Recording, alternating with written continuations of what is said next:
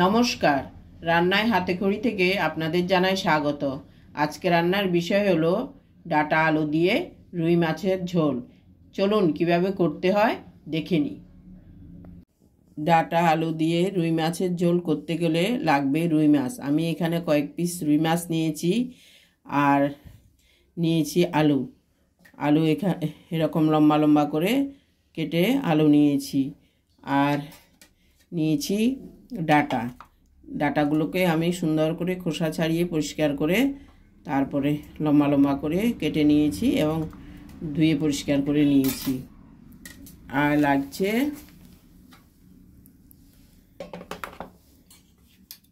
নিয়েছি একটা টমেটো কুচি কুচি করে নিয়েছি, পেঁয়াজ বাটা, আদা বাটা,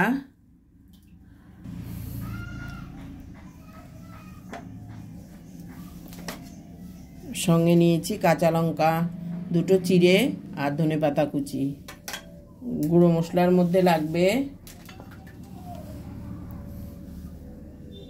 জিরে পাউডার, ধনে পাউডার, শুকনো লঙ্কা গুঁড়ো আর হলুদ গুঁড়ো আর কাশ্মীরি রেড চিলি পাউডার। লাগবে নুন। রান্নাটা করব আমি সর্ষের তেল দিয়ে। এখন মাছের মধ্যে নুন হলুদ দিয়ে মাছটা ভেজে নেব।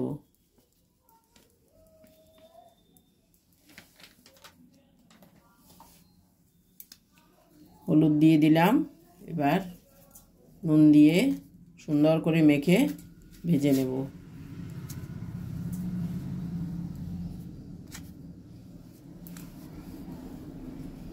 মাছটা মেখে নিচ্ছি।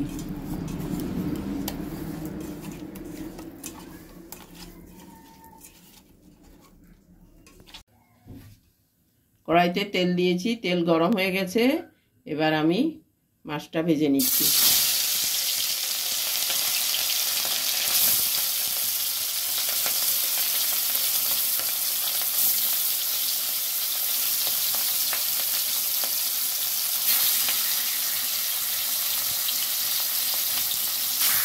সবগুলো মাছ একসঙ্গেই দিয়ে দিলাম।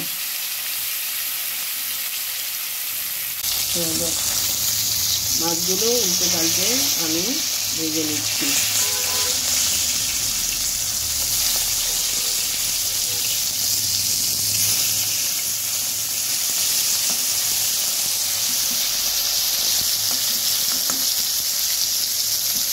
ভাজা হয়ে গেলে তুলে নেব।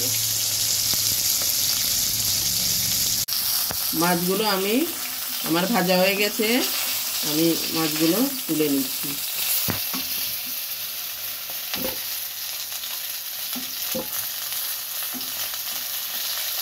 মাছগুলো তুলে আমি ওই তেলেই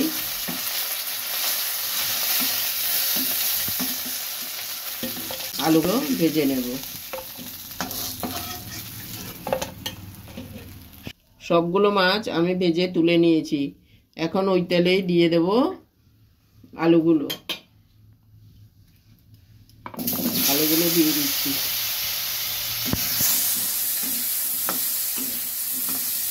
নুন হলুদ দিয়ে আলুগুলো আমি ভেজে নিচ্ছি।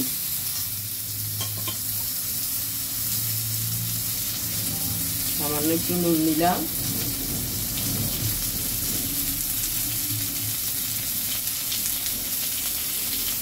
আমি সবসময় একটু কম তেলে কম মশলায় রান্নার চেষ্টা করি।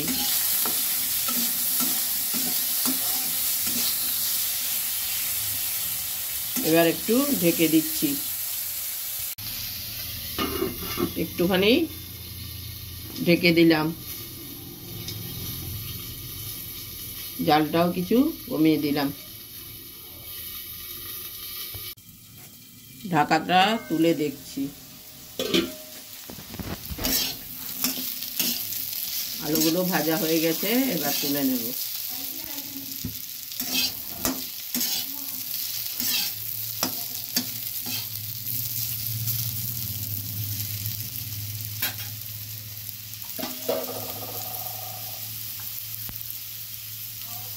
আলুগুলো তুলে নিচ্ছি।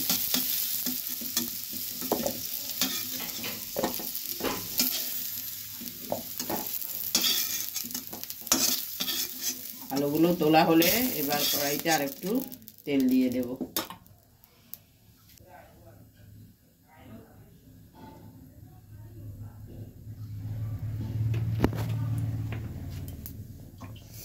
তেলটা গরম হলে দিয়ে দেব পাঁচফোড়ন।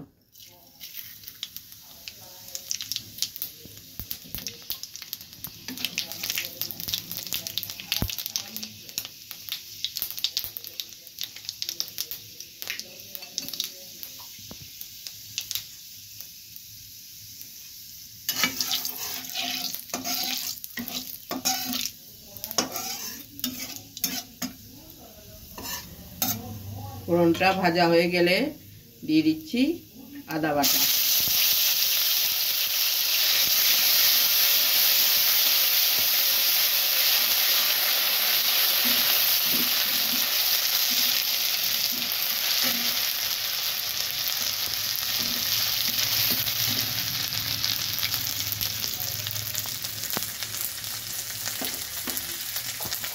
আদাটা কিছুটা ভাজা হয়ে গেলে এবার দিয়ে দেব পেঁয়াজ বাটা।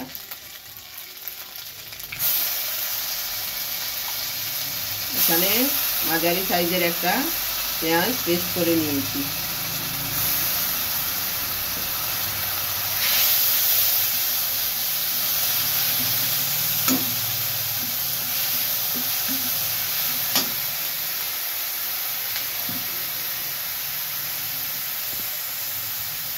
দিয়ে দিচ্ছি একটু জল।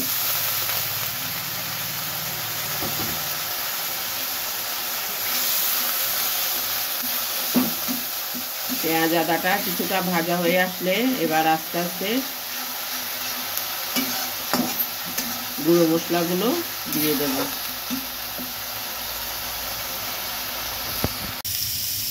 পেঁয়াজটা ভাজা হয়ে এসছে, এবার আস্তে গুঁড়ো মশলাগুলো দিয়ে দেব।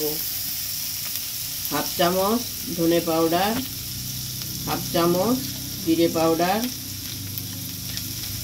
কোয়ার্টার চামচ Kashmiri red chilli powder, quarter চামচ রেড চিলি পাউডার এবং কোয়ার্টার চামচ হলুদ গুঁড়ো।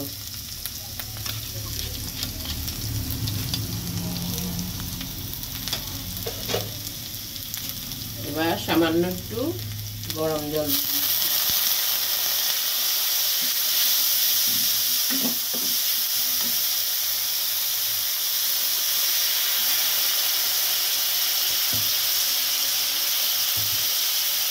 এবার সবগুলো মশলা আমি ভালো করে ভেজে নেব। আর একটু জল দেব।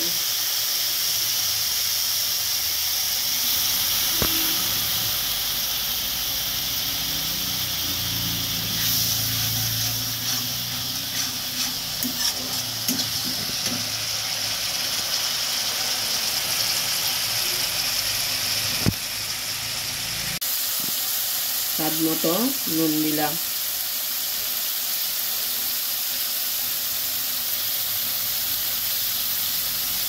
আপনারা আপনাদের পরিমাণ বুঝে নুন ঝাল দেবেন, যে যেরকম ঝাল খাবেন ওরকম ঝাল দেবেন। এবার দিয়ে দিচ্ছি টমেটোগুলো।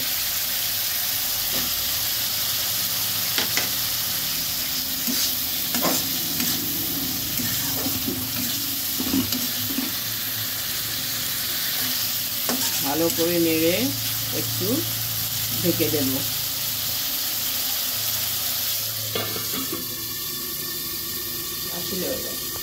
ঢাকাটা তুলে দেখছি। আমি এর মধ্যে বেশ কয়েকবার নেড়ে দিয়েছি। এবার ডাঁটাগুলো দিয়ে দেব। টমেটোটাও নরম হয়ে গেছে, এবার ডাঁটাগুলো দিয়ে দিচ্ছি।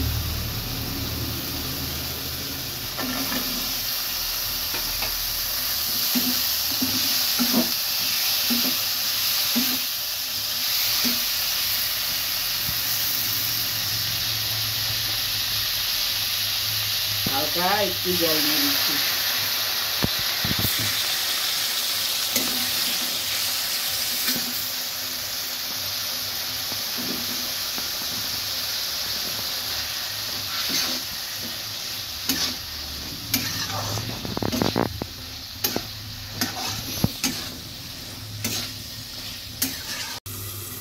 ঢাকাটা তুলে দেখছি,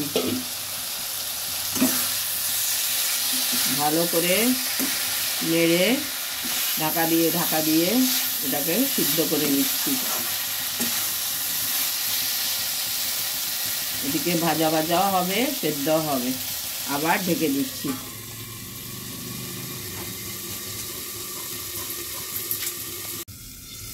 ঢাকাটা তুলে নিচ্ছি।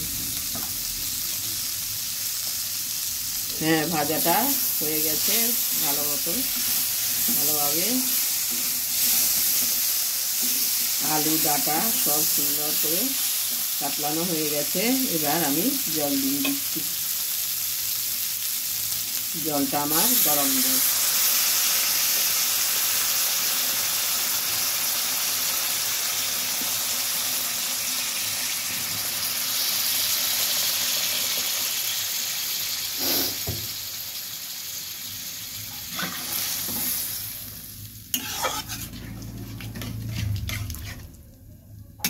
এবার ফুটতে দেব।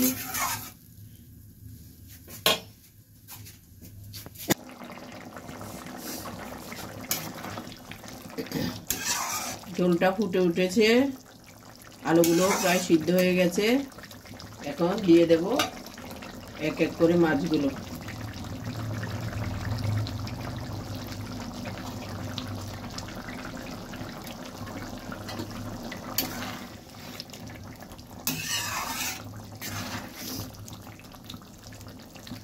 মাছগুলো হয়ে আসলে এবার ধনেপাতা কুচি দিয়ে নামিয়ে নেব।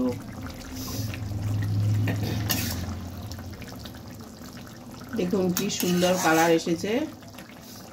আমার এই ভিডিওটা যদি আপনাদের ভালো লেগে থাকে তাহলে লাইক, শেয়ার, কমেন্টস করতে ভুলবেন না। সাবস্ক্রাইবও করবেন।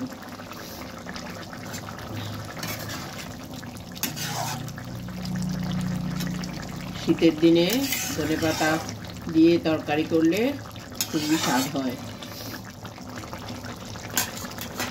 কিছুক্ষণের মধ্যে ধনেপাতাগুলো দিয়ে দেব।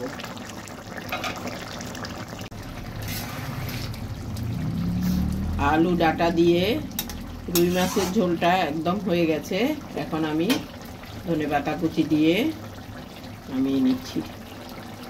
নামিয়ে আপনাদের পরিবেশন করে দেখাবো।